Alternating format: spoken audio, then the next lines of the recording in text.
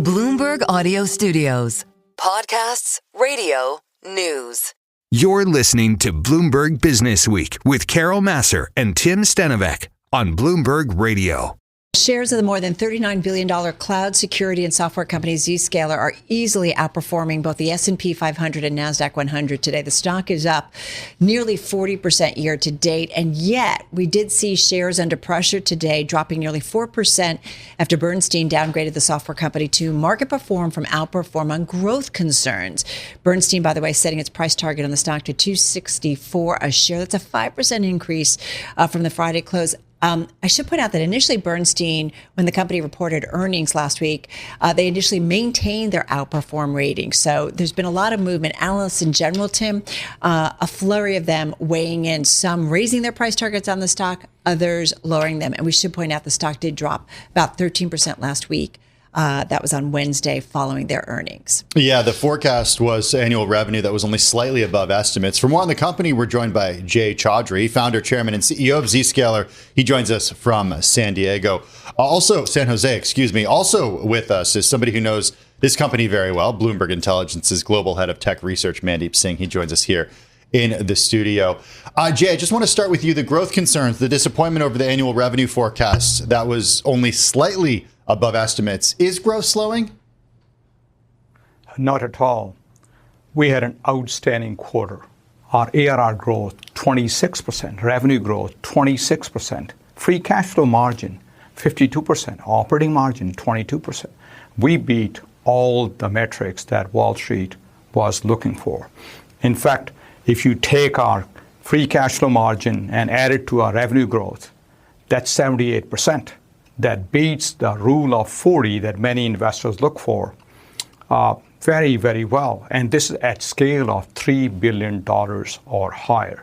There are only about 5 pure play enterprise SaaS companies that are in that unique class.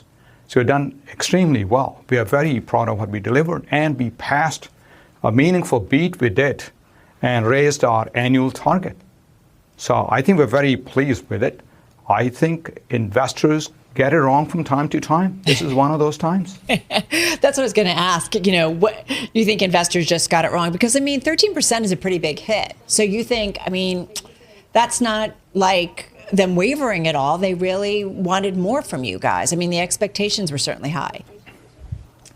Look, markets do what they do. I have one focus: keep on innovating and serving our customers. And those innovations started with Zero Trust architecture, which has changed the world of old school firewalls and VPNs. And now as AI security is coming, AI security is becoming a big concern. And Zero Trust that we pioneered is the foundation of it. So we have amazing interest from our customers. That's why we're able to deliver these strong numbers. Over 45% of Fortune 500 companies trust us, depend upon us. So I'm very bullish about our future.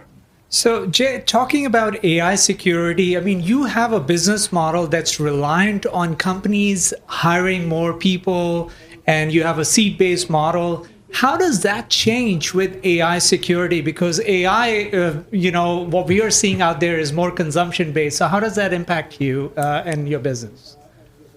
It's a good question. So we started out with bringing Zero Trust for users, so users can access applications without being on the company network. And natural pricing for that is user-based. Then we moved the model to our architecture to the next thing. How about Zero Trust communication for workloads, cloud workloads? That's actually based on number of workloads and actually amount of traffic. So it's not just user-based. If you think about AI security, there are many facets of AI security. What one of the biggest things our customers look for is, as every company starts using a lot of agents, these agents are somewhat like people. They need to access certain applications. They need to talk to other agents. So we are extending our Zero Trust Exchange that are designed for users and workloads and branches now to agentic exchange, so that right agent can talk to right agent and right application. So obviously there's an opportunity for us to secure that communication. Yes, the number of users may not grow significantly, But I believe every company will have scores of agents for every single employee, and they need to be secured. And we are extremely well positioned to handle that. And talking about agents, it sounds like one of your biggest competitors is doubling down on observability and identity, especially on the browser side, as an area of focus for agentic AI. Is that something you feel is very important to roll out agents? So some companies try to go and buy many companies to create a collection of things. We are very focused on what we want. We were focused on zero trust, and then we focused on AI. Regarding observability, we actually do observability for the areas that matter to our customers. We sit between the user and the application. So today we have a sizable business, hundreds of millions of dollars business, with a product we call Zscaler Digital Experience, where we can tell our customers if any user is having any performance issues as they try to access those applications. It's integrated with the platform. While many companies have many point products and they are separate, we like to have integrated platform that serves our customers, so we not only provide secure and reliable experience, we make sure that it is fast and you can troubleshoot those things. But I'm not going into broad observability, which has become a broad area. We are focused on the areas that are relevant to our customers. And identity, is that something you care about, the identity on the browser? Identity is important. Think about identity for users. We have been working from day one with all leading ID providers for users, whether it's Microsoft and Okta and others. Now, when it comes to identity of agents, I believe there'll be many contenders. Microsoft, Google, AWS, Oktas of the world. Our philosophy is to federate those identity providers, use that identity, and we are the Zero Trust Exchange, the switchboard, to make sure the right AI agent talks to the right agent. In this world, I do not need to own everything. I need to do some of the things I do the best and integrate with partners with proper API integration so our customers get the biggest benefit. We believe in doing a few things, but do them extremely well and partner with others. So I do feel like we're all learning as we go. And of course, Mandeep and Jay, you guys are ahead of us in a big way. But when they talk, Mandeep, about zero trust, this never trust, always verify, I think about digital touch points, thinking that there are threats within an organization and outside, and you've got to make sure there's security everywhere. Yeah, no matter where you are, and that's where, SASE is a term that gets thrown a lot, and Zscaler is in the leading position in that Magic Quadrant. So I have one other question, Jay, for you. So given the amount of data in the world of security and, you guys generate trillions of data points, will the security world have its own LLM? Yes, the answer is yes. We are actually working on building our security-focused LLM. And I do not need to have the large language model. Security is very focused set of high-quality data. With over 8,000 customers and 45% of Fortune 500 companies, we generate over 500 billion transaction logs a day. Those logs are anonymized.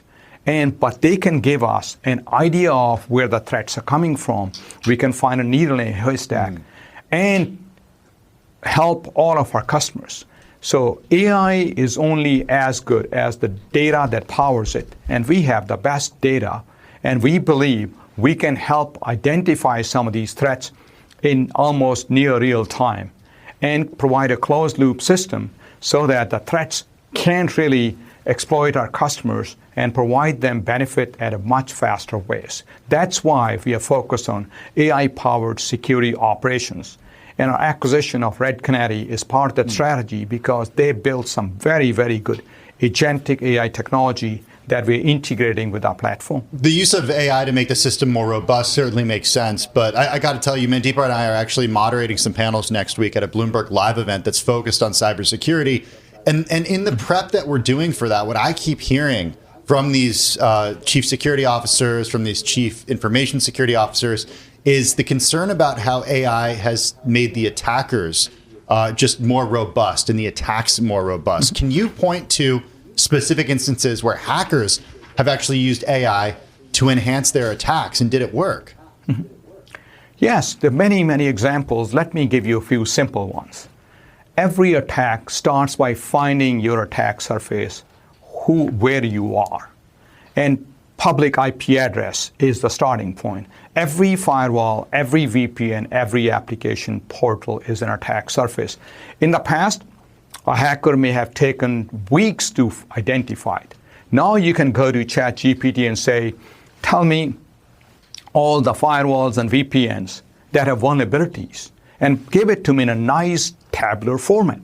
Under 60 seconds, you can get that. Now, the second part hackers would do is these phishing emails. Now they can ask AI to say, write an email that looks like a CFO's writing style. No typos, make it very targeted. That's number two. Third, hackers are using automation that AI provides. Once they are on the network, automation can find the key applications and try to encrypt that data. A lot of that is happening. What does Zscaler do in this case? Number one, we hide your attack surface. Your applications are hidden behind our cloud. Bad guys can't even find you. They can't find you, they can attack you. And the second is on the network. The biggest problem with firewalls and VPNs is they're trying to protect the castle, and we actually make it zero trust. Jay, we've got to run. This was so informative and so enlightening in terms of AI security. We so appreciate it. Jay Chaudhry, he's founder, chairman, CEO of Zscaler, and of course our own Mandeep Singh of BI.